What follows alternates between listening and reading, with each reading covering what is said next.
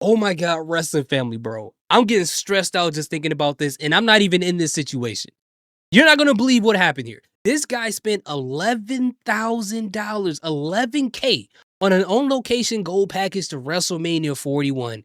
And that's not even the craziest. And this is coming from a person who's cheap. The craziest part is this.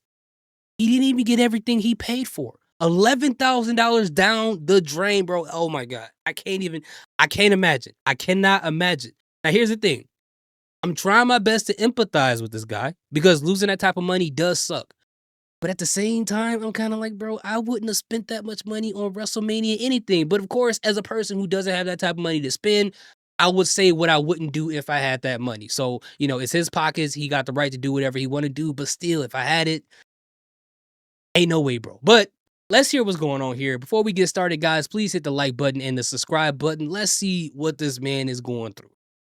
This is nuts. Video highlights my location on gold package. It's quality and showing it.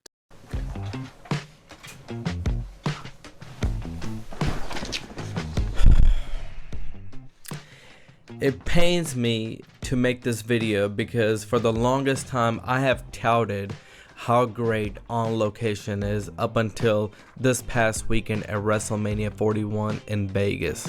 I'm a bit disappointed just because of the fact I feel like I've been ripped off, and we're gonna get down to the metrics here in just a second. You know what's really driving me nuts right now, guys? You know what's really driving me crazy? He don't look stressed out enough for a person who lost that type of money. That tells you that he got money on. Like, bro, he got that look on his face like, I'm disappointed, but I'm getting it back next week. Because if this was me, if I was in his situation and I lost that amount of money, bro, I would have lost like 50, 60 pounds. I would have had black bags under my eyes. Everything in that background would have been sold to the pawn shop. Like, I would have looked like a whole different person.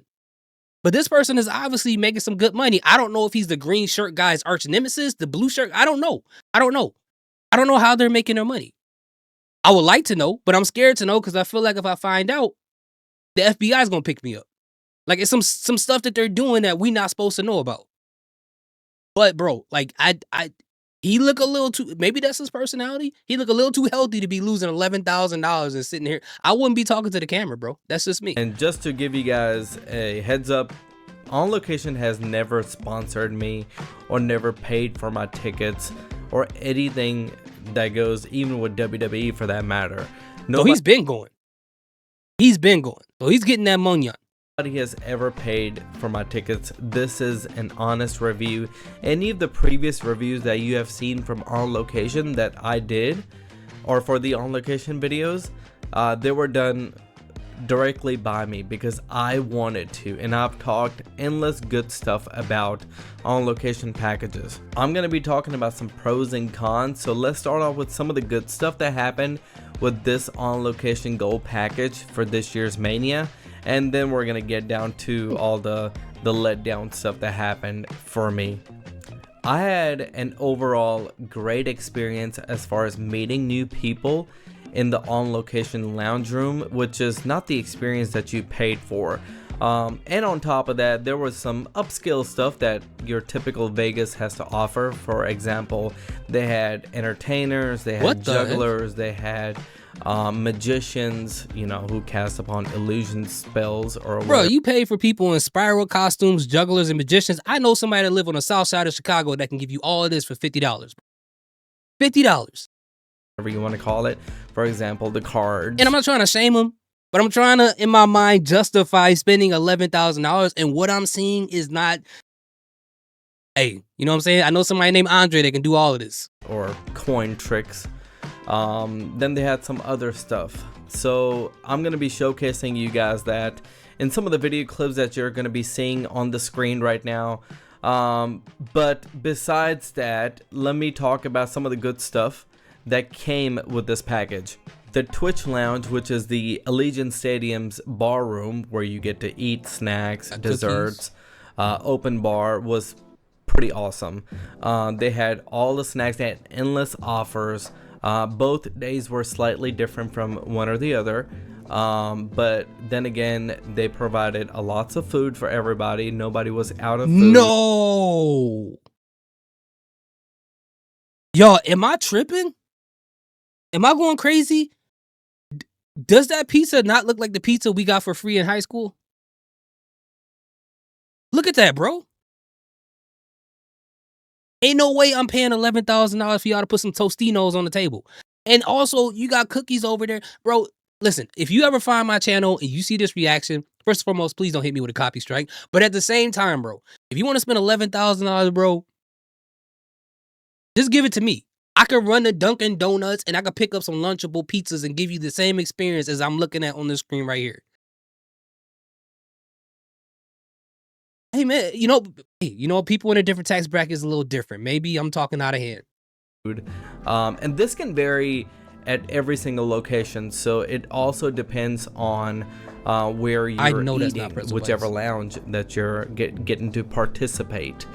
So for example, the best experience that I had so far was in Atlanta at Bad Blood, and also the Cleveland stadium for SummerSlam. I think they had some of the best foods, in my opinion, as far as like their offering goes for snacks or whatever you want to call it. The Cleveland one, I felt like that was a huge buffet in my opinion. This was okay. I didn't really get to try pizza as much. I had like thin slice of pizza. I'm not a huge pizza guy when it comes to like, pregame. I just don't want my stomach to tear up. I'm just different, and plus I don't drink alcohol. Every now and then I'll pick and choose something. So kudos to you if you like drinking alcohol. I mean, open bar, you can drink as much as you want.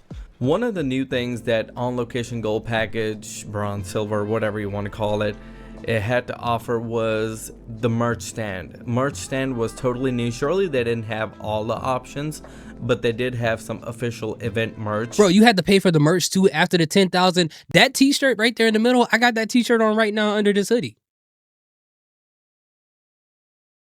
Relax thoughts. Relax. So it's if out of you your didn't tax get a bracket chance to purchase any merch, there you go. There's an opportunity, and the line was minimal or non-existent. You can just walk right up and buy any merch within just seconds. You can check out. So that was a huge plus. I want to talk about my On Location Gold Package inclusion. I've got a list of things here that I'm going to go over. The tickets for both nights, which I received the week of WrestleMania. Priority access, dedicated lane into the stadium, which means that, hey, you had a dedicated gate for the priority pass access members. That means you don't have to wait in long lines to get into the stadium, but also you have to enter early. So for example, this year we had to arrive by 11:30 for us to access the pre-show hospitality. Yes, the event started at 4 p.m., but we had to be there by 11:30, so that way we can walk right into the lounge and enjoy our pre-show hospitality. It included priority pass access to the WWE World from Friday through Sunday, which is general admission ticket. You can walk right into the priority pass access line. Now this was a huge plus because the lines were minimal. We didn't have to wait not even 1 second. We walked right into the WWE World, and even upon checking out for the merch, we had minimal line. All we had to do was simply go up close to the checkout area and talk to one of the people in the yellow shirts, which is one of the staff members, and they were letting us straight into the line. So in that, yeah, I saw that there. I mean, I went to WrestleMania World. Where did I go? Friday, I believe, and I went early enough. We went early enough to where we didn't have to wait in a big line. Like, it was clear. But as the day went on, that's when more and more people came in and the lines were longer. Now, when you go to the area where you bought merch, the lines were super long. It was like snaked all over the place. So I can see the advantage of getting a part. But at the same time, I mean, if I'm going to save a couple $1,000 just because I got to wait an extra 10 to 15 minutes, I'm just going to wait the extra 10, 15 minutes. It's not really that big of a deal to me. But again, I'm talking out of my tax bracket. well, we had no wait whatsoever. Before I talk about John Cena and Bret the Hitman Hart, I want to say this. Night one, the stadium staff members, they released all the gold, bronze, silver package members that were hanging out in the lounge to the stadium. So basically, we walked into the stadium, but not to our seats. So we were walking around trying to find access to get to our lounge, right? Or not lounge, sorry. Our seats, and we couldn't get to it because our access was through the lounge. So they let us out from the lounge, into the stadium, and we were walking around trying to find access. Next thing you know, we made a U-turn and we had a huge line, and we were trying to get back into the lounge because that was the only way to get to our seats. They should have let us in through the seats. So night 2 was totally different. Night 2, they let us in directly through the curtains, and we walked right into our seats with no minimal wait. So that was something that they fixed after realizing they made a huge mistake on night 1. And also, if you have worked in a stadium or, you know, scanning tickets for Ticketmaster or whatever, once you scan the tickets, they're scanned in. You cannot scan them again. So they had us checking our tickets again. They couldn't scan it. They were just wanting us to show the seats, and they put an invisible stamp, one of those black light stamps on our wrist, like Six so Flags. that way if you ever, you know, try to leave and come back, you can actually see it, that hey, you know, the stamp was on your wrist. But I really thought that was silly. You know, it's very interesting though. Even though I didn't have a gold package, I was general admission. Him talking about the way the lines and stuff were set up on night 1 versus night 2 for him, it was the same for general admission. Like, and this is no disrespect to Allegiant Stadium, beautiful stadium, but night 1 for people in general admission. So what they did is they had people outside, and they really had no organization. It was just like, oh, we're gonna have you zip line this way, snake around that corner, make a left. It just sounded like they were making stuff up on the spot.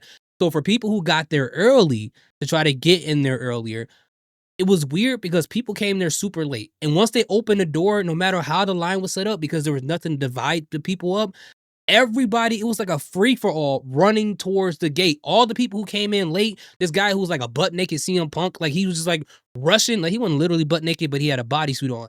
He was rushing. People was trampling over people, was kids everywhere. It looked like Black Friday back in like the 90s. Like that's what it looked like. So all the people that came there early probably got cut in front of people who just got out of their car and just finally made it there. And that was just like, that was a huge mess, bro. That was like a safety hazard, man. People was hopping the gate. You know, people were grabbing people like, oh, that's my brother and my sister. It was like a person that was like black saying that some person that was completely white, like, oh, that's my sister, that's my cousin. And then come to find out they don't even know each other. Like, it was crazy. But then night 2, they did find a way to set it up to where, you know, it was a lot more organized and getting things around. So salute to Allegiant Stadium for fixing that part. But it's very interesting that for the people who spent that much money like he did to be there, it was the same issue for the people who didn't spend that amount of money. That was kind of interesting. For them to even do that. Whoever made that decision was dumb on them. They should have never done that. I'm just glad that they realized it on night 1, so that way we didn't have any issues on night 2. Okay, so this is where everything went wrong. In the past, we have had itineraries being sent out to the package members, and this year when I received my itinerary, I saw where it said inclusions for, you know, pre-show hospitality, appearances from Bret the Hitman Hart and John Cena. They were highlighted in red color, and I was like, surely not. They're trying to emphasize saying that some of the members won't get to actually meet and greet, and that was still a possibility in the past, where if you didn't get in line in time to meet a certain superstar, you're gonna miss out on the opportunity to take a picture, because that marquee superstar might be only there for, I don't know, maybe 1 hour at the most, taking pictures and doing meet and greets with the package members. So in the past, I've had no problem meet and greet The Undertaker, Kane, you name it, any marquee level superstar that they mentioned in the package, like for example, appearances from Undertaker, appearances from Kane, whoever the person is included in the package to make appearance, I've had no problem meeting them because I was able to get in queue and get my picture with them. This year it was vague because of course everybody thought that you would be able to get a picture with them, you know, with John Cena and Bret the Hitman Hart, but no, that's not the true story. So with gold, bronze, and silver members, we were all categorized. It's almost as like we were you know, in a separate lounge, because your champion elite TV members, they were on the bottom floor. That's where John Cena and Bret the Hitman Hart went down to take pictures with those members, and they pretty much ignored us because we didn't pay enough cash, I guess, so to speak. What? And yeah, I'm kind of sick to my stomach about that because that is a lot of money that I spent. I spent $11,000 for me and my girlfriend to go and enjoy and be. Hold on, mind you, I dropped $5,500 per person. Doesn't include hotels, airfare, food, merch that I spent. Bro. So he had to spend probably somewhere around $15,000 to $20,000 on this trip, man. That is nuts. That is nuts. And for John Cena to come out and beeline to the elevator, he really thought people couldn't see him. That is crazy. But it's like, you know, I saw him take a picture with Chris Van Vliet, and this is nothing against CVV. There's no way, man. And when they announced that people had to spend this amount of money to spend time with John Cena, that was the first thing I was like thinking, like, what if these people spend this money and John Cena doesn't even take the time to see them? Not saying that he's not a nice person, but because of time constraints or whatever the case may be, what if they don't get to meet him? I'm sure they don't get refunded this money. This is crazy. But this is the dice that you roll when you do spend this type of money, man. It just is what it is. Honestly, it feels like rich people problems, but at the same time, I can understand how it feels to spend money on something and lose it. Part of this on location gold package, and I just don't think that's fair at all. So I feel like my wallet has been royally whoa. Excuse my language, because it really made me mad as soon as I saw John Cena when he came out and made an announcement, and he made a beeline to the elevator so he can go down and hang out with the people who paid more money. So, and I know most of you guys are probably saying you should have paid more money, but if $11,000 is not enough for two people for you, then I don't know what you guys are thinking. I will not be buying an on-location package anytime soon unless they guarantee me that that's the superstar that's going to be doing meet and greet. For sure, he's going to be, actually offering you guys to do meet and greets and taking pictures with them. Then I'll probably think about it. But that was the kicker right there. I was like, nope. And the second night, bro, ain't nothing for me to think about, bro. I'm never spending. The only time you gonna get 10K from me is if I buy 10 boxes of Kellogg cereal, bro. That's the only 10K you gonna get out of me. There's no way. Off the possibility of meeting somebody, there is not a person in the world that's that important to me. It just isn't. I mean, maybe it's because I don't really get starstruck like that, but bro, $11,000. All right. Bret the Hitman Hart came out, and he literally gave less than 30-second speech. He came out and said something, and I'm going to post a clip right now for you guys to see it, so that way you can enjoy.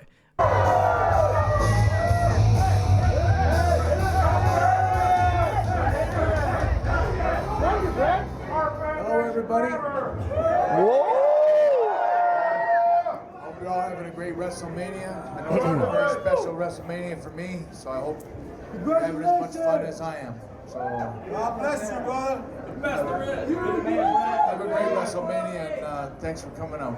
Dang, he ain't even. That wasn't even 10 seconds, and he ignored every person that shouted something out. Like, obviously, when you saw Bret Hart at the Hall of Fame ceremony, and you saw him at WrestleMania where Triple H was shaking his hand, Bret Hart did not want to be there. He did not. You could tell he just phoned it in right now. He's like, bro, I'm just here to collect a check, do my duties for this Hall of Fame thing, to induct me and Stone Cold Steve Austin's match at WrestleMania 13, and that's about it. I don't want to be here. It sucks for the people who pay for it, but at the same time, bro, that's the dice you roll, man. It's a gamble. It sucks, but bro, I mean, Bret Hart could have said more. He could have, but what can you do, man? What can you do?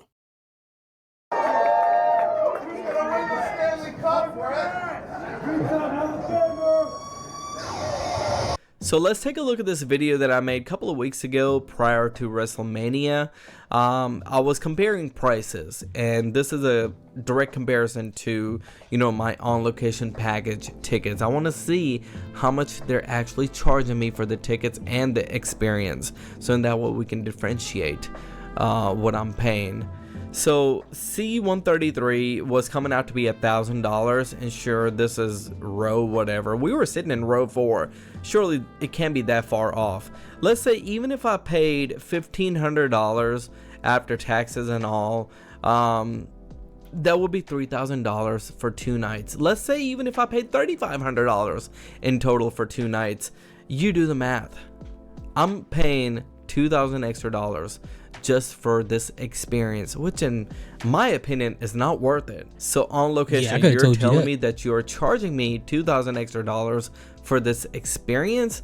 I am not about that. This is no bueno. This is not gonna fly with me at all. I totally don't recommend this package at all. And even if you try to go for a higher tier, I'm sure they're getting money hungry right now, because I feel like there was a lot of people that paid for on location package this year, and that's why they can fully oblige everybody in to do the meet and greets and take a picture. So maybe they need to tune it back a notch. I feel like this was a total ripoff and a scam. I mean, I paid a lot of money for this. I made payments for this, and because of this, I was unable to go to a couple of other events. I mean, this is my hard-earned money. I will not recommend this package to anyone. I will say this over and over again. I would rather play the dynamic price game for the Ticketmaster rather than paying a huge premium to on location just because I want to. Yeah, I mean, I think I get we all get what he's trying to say. I mean, at the end of the day, I would have just got regular WrestleMania tickets. I mean, a meet and greet with the Undertaker is like what, $275? I think that's how much he was charging for that. Not that that's not a lot of money, but given how much he spent, he could have met Undertaker, probably met Cena for a lot cheaper than what he spent it for that nasty looking pizza and them big old pieces, the big old cookies and a magician and a person in a tiger outfit. I don't know what that lady was wearing, like a Shaq Gnosis outfit, dancing and a juggler. Like, I don't know, bro. Like I don't think I'm meant to be rich, bro, because the stuff that they do don't look fun. It look boring. It look real boring. Like I said, I don't know somebody named Andre in the south side of Chicago that can provide all those services. They can hire people on to do those exact same thing for like not even $400 for a whole night. And they'll bring some barbecue over and some Illuminati's pizza. Like, I don't know. That's just me. But at the end of the day, I want to feel bad for him. I do understand how it feels to lose money. It's never a good feeling. Like he said, he worked hard for it, so I feel bad for him. But another part of me is just kind of like, man, this is kind of rich people problems, and I'm sure he could find a way to recoup that. But again, I don't want to like talk down on his decision to spend this money on this, because again, if he worked hard for it, then he deserves to be able to spend the money on whatever he wants to spend it on, and to be upset that he didn't get the experience that he thought he paid for. But at the end of the day, my question to you guys, if you had it, would you spend this money on doing this type of experience at a WrestleMania? Let me know in the comment section. Thank you guys so much for watching. Salute, peace, have a great